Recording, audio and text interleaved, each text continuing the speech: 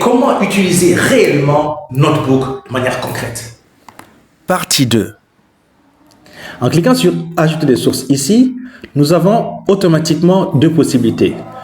En cliquant là, on a soit sur le web, depuis le web, si vous préférez Internet, ou alors depuis votre Drive, c'est-à-dire des documents ou des fichiers que vous avez stockés dans votre espace de stockage personnel dans le cloud. Pour l'instant, pour cet exercice, pour ce tuto, nous allons choisir Web. On va cliquer dessus. Naturellement, par défaut, c'était Web, donc ça n'a pas changé. Sinon, en cliquant sur Drive, vous verrez que Drive s'affichera ici. Et vous pourrez ainsi avoir le loisir de chercher dans le Drive les fichiers correspondants. On revient sur le web.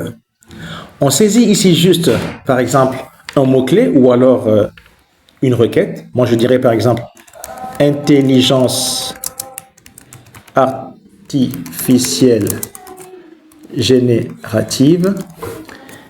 Ensuite, je viens là, je clique.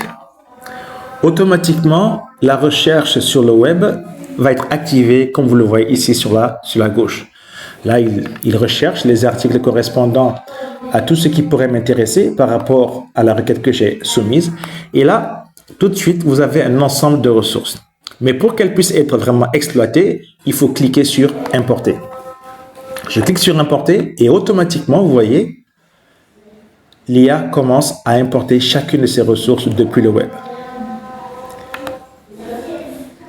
Donc, lorsque vous voyez ce petit symbole, cela signifie simplement que la ressource correspondante a été bel et bien importée. Et lorsque ça tourne, ça veut dire que celle-ci n'est pas encore importée. Donc, il faut patienter quelques instants. Alors là, vous voyez, toutes les ressources ont été importées à l'exception d'une.